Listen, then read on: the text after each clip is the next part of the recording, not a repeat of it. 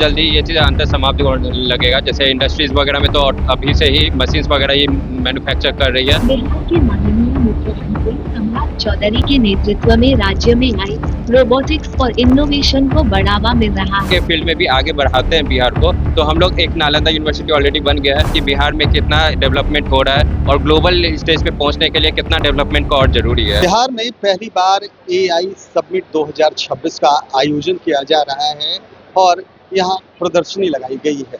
प्रदर्शनी में हम लोग एक स्टॉल पर रुके हैं जहाँ पर आप देख सकते हैं एक रोबोट जो कि कहीं ना कहीं एआई के जरिए संचालित होती है और आपके तमाम सवालों के वो जवाब देगी। लेकिन इससे पहले हम जानेंगे कि आखिर किस तरीके से ये काम करती है, कौन सी कंपनी और किनके द्वारा ये बनाया गया है। क्या नाम है आपका? जी नमस्ते, मेरा नाम रोहित रंजन है। मैं इस कंपनी का फाउंडर हूँ, नियोजेंटेक का। इसी के अंदर हम लोगों ने इस ह्यूमनॉइड रोबोट को बनाया है। कितने दिन लगे बनाने में? ये बनाने में हमें 2 साल लगा है। 2 साल लगे। जी। क्या लग रहा है कि काम जो एक रोबोट का काम होता है, इंसान और रोबोट में क्या लग रहा है अंतर समाप्त हो चुका है? जी, बहुत जल्दी ये चीज़ अंतर समाप्ति होने लगेगा। जैसे इंडस्ट्रीज वगैरह में तो अभी से ही मशीन्स वगैरह ही मैन्युफैक्चर कर रही है। बाकी आम जिंदगी में भी बहुत जल्दी रोबोट्स का भी बहुत ज़्यादा चलन होने वाला है। हमने देखा है कि एक आशंका जताई जा रही थी कि कहीं ना कहीं एआई आने के बाद लोगों से रोजगार छिन जाएगा। क्या वाकई ऐसा कुछ है?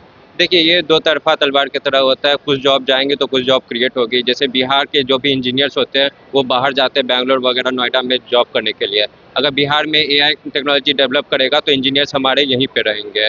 दूसरी तरफ जो हमारे मजदूर भाई बाहर जाते हैं, मे भी उनको यहाँ थोड़ा मजदूरी मिलने में और दिक्कत होगा, क्योंकि बड़े बड़े मशीन्स यहाँ पे काम करने लगेंगे तो इसीलिए ये दो तरफा सवाल हो सकता है। बिहार में पहली बार एआई समिट का आयोजन किया जा रहा है, इसको किस तरीके से देख रहे हैं और एआई आने के बाद कितना बदलेगा, बिहार बदलेगा? जी, एआई जो सबमिट हो रहा है ये तो बहुत अच्छा इनिशिएटिव है। जितने भी स्टूडेंट दूर-दूर से बिहार के कोने-कोने से आ रहे हैं, उनको सबसे पहले तो एक्सपोज़र मिल रहा है कि बिहार में कितना डेवलपमेंट हो रहा है और ग्लोबल स्टेज पे पहुंचने के लिए कितना डेवलपमेंट का और ज़रूरी है। इस बारे में एक्सपोज़र मिल रहा है। दूसरा तरफ स्टूडेंट्स को ये भी पता चल रहा है कि एआई में कितना जॉब अपॉर्चुनिटी है। जैसे अंदर अभी बताया गया था एआई कितने सेक्टर्स में यूज़ किया जा सकता है। एग्रीकल्चर में भी इवन एआई का ज़रूरत है, जो कि हमारा बिहार इसीलिए जाना भी जाता है। तो इसकी वजह से एआई की वजह से तो ये बहुत फ़ायदेमंद चीज़ हो रहा है। कितना अलग होगा बिहार में इस तरह का आयोजन करना? क्योंकि हमने देखा है कि उत्तर बिहार का ये सबसे बड़ा कहीं ना कहीं एआई समिट होगा, तो कितना हटकर ये है? ये तो बहुत अच्छा इनिशिएटिव जैसे है कि अलग मैं अगर बात करूँ तो अभी तक बिहार को देखा जाता था ज़्यादातर एग्रीकल्चर के लिए और वर्कफोर्स के लिए। अगर एआई के फील्ड में भी हम लोग आगे बढ़ते हैं तो बिहार को एक अलग नज़रिए से देखा जाएगा। टेक हब जैसे माना जाता है बेंगलोर को। अगर हम लोग एआई के फील्ड में भी आगे बढ़ाते हैं बिहार को, तो हम लोग एक नालंदा यूनिवर्सिटी ऑलरेडी बन गया है। हमें अभी भी पुराने कल्चर के लिए जाना जाता है, चंद्रगुप्त मौर्य के लिए जाना जाता है। उसके अलावा हम लोग चाहते हैं मॉडर्न जनरेशन के टेक्नोलॉजी के लिए भी बिहार को जाना जाए। तो ये तो बहुत अच्छा इनिशिएटिव है। मैंने देखा कि सबसे ज़्यादा भीड़ की अगर बात कर ली जाए तो इसी काउंटर पे था। कितने लोग अभी तक विजिट कर चुके हैं? अभी तक तो 300 से ज़्यादा लोग यहाँ विजिट कर चुके हैं। सबसे ज़्यादा सेंटर ऑफ अट्रैक्शन इसी रोबोट को मिल रहा है, क्योंकि अभी तक हम लोगों ने लैपटॉप फ़ोन के अंदर ही देखा है चैट जीपीटी या इस तरह के एआई को काम करते हुए। लेकिन पहली बार ऐसा है कि एक रोबोट का फिजिकल बॉडी है जो कि बिल्कुल इंसान की तरह दिख रही है और उस तरह से बात भी कर रही है। तो देखिए, यही वो रोबोट है जो कि आपकी हर एक बात को मानेगा, आपके हर एक सवाल का जवाब देगा। चलिए, ये तो बोलने वाली बात थी, लेकिन हम परीक्षण करेंगे और जानेंगे कि आखिर ये रोबोट कैसे काम करता है। अगर इंसान की जगह इसने ली है तो आखिर वो जवाब कैसे देगा। हम जानेंगे कि हम कुछ सवाल पूछेंगे और ये रोबोट इसका कहीं ना कहीं जवाब देगा। रोबोट हमें बताएं कि बिहार के मुख्यमंत्री कौन हैं?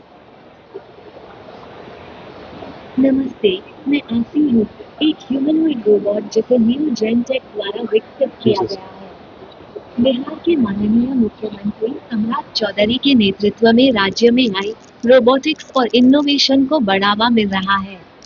हमारा उद्देश्य बिहार को एडवांस टेक्नोलॉजी और ह्यूमनॉइड रोबोटिक्स के क्षेत्र में वैश्विक पहचान दिलाना है। तो आपने देखा, साफ तौर पर रोबोट को सब पता है कि बिहार के मुख्यमंत्री कौन हैं और कहीं ना कहीं इस एआई समिट के जरिए रोबोट ने कहा है कि बिहार को कहीं ना कहीं एआई में वैश्विक पहचान मिलेगी। ये रोबोट है, इसको बनाने में लगभग 10 लाख रुपए खर्च हुए हैं और लगभग 2 साल भी लगे हैं और यहाँ प्रदर्शनी के लिए बिहार एआई सब्मिट में लाया गया है। लेकिन सबसे बड़ी बात ये है कि आखिर रोबोट के आ जाने के बाद क्या वाकई मजदूरों की मजदूरी छिन जाएगी? ये तो दो तरफा तलवार जैसा है। एक तरफ उन्नत तकनीक आएगी, दूसरी तरफ इसी में रोजगार के अवसर भी बढ़ेंगे। लेकिन बड़ी बात ये है कि भारत बढ़ रहा है, बिहार बढ़ रहा है और कहीं ना कहीं एआई के जरिए तमाम तकनीकों का इस्तेमाल करके बिहार को विकसित करने की कवायद शुरू हो चुकी है। कैमरा पर्सन गोलू के साथ सुधेंद्र रमन, NBC 24 पटना।